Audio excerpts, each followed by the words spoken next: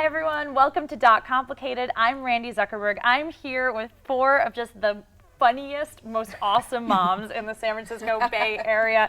I'm here with Lizzie, Beth, Veena, Suze. Welcome guys, thanks for joining us today. Great to be here. Thanks for having us. You were literally cracking me up as we were just sitting here getting all mic'd up, so this is going to be a great conversation. Why don't, Suze, why don't you just give a quick intro on yourself and we'll go around. Sure. Suz Lipman. I'm the author of a book called Fed Up with Frenzy, Slow Parenting in a Fast-Moving World. Trying to help families connect with each other, make their lives a little less complicated and more enjoyable.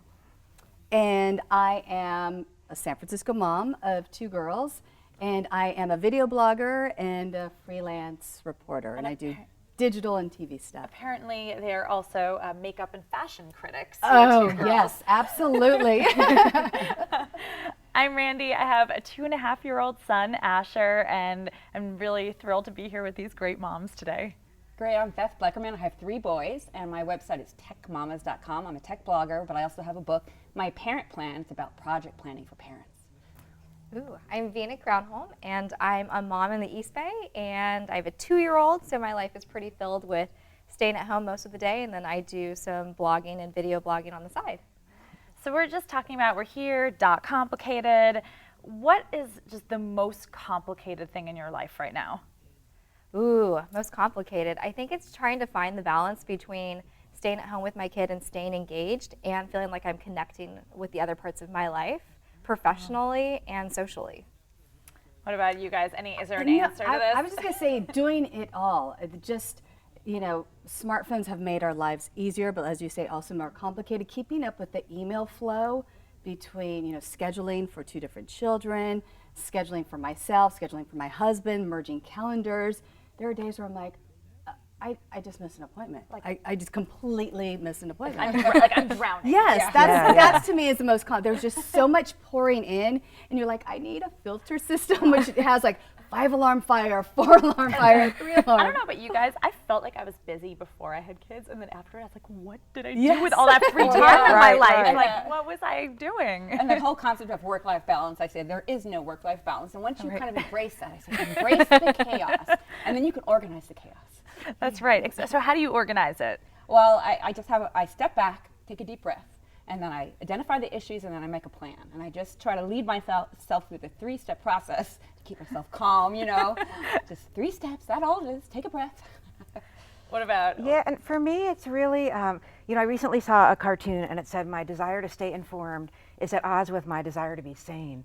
And so for me, especially working in social media, it's just the flow of information coming, and actually I'm the worst offender in our family at knowing when to turn off the electronics, when to be face-to-face with the other family members, when to really pay attention to them. So I'm really trying to model that and find the balance for myself. So what's an example from your slow parenting movement, which I love, what's an example that people can try this weekend? Yeah, I really suggest making one small change. Don't try to take it on all at once, but perhaps after dinner, put the devices away, go for a family walk in the neighborhood. So few people know their own neighborhoods and take that time with their families. So make one small change. And then I'd also say don't try to do it all. I mean, it's just impossible. Try to do what we can, embrace the joy, and even embrace the chaos when possible. What about you? What's working in your life right now? What's working? Well, it depends what you consider working. I really just think, like you said, you have to embrace the chaos, and balance is it's constantly in transition. And it's doing a lot of breathing. I find myself when I get overwhelmed, which is oftentimes, especially in the summer, home with the kids, is just taking a step back and saying, it's not going to go away. This isn't, life-threatening. Just one step at a time. And if I can just pull back from a situation and go back in, take a deep breath, and then reemerge, I'm usually okay. 2-year-old, you're obviously adjusting to life. Your 2-year-old called you a beautiful zebra the other day. A beautiful zebra? Who doesn't want to be called a beautiful zebra? But what are you thinking about this summer? What are you doing differently?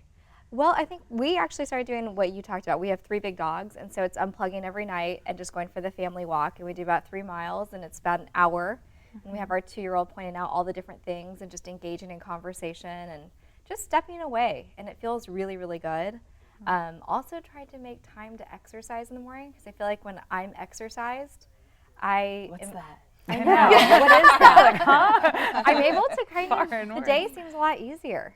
Absolutely. And so I'm just trying to do like a little bit at a time. And I think just trying to take off big chunks is overwhelming. And I'm like the queen of overwhelming myself.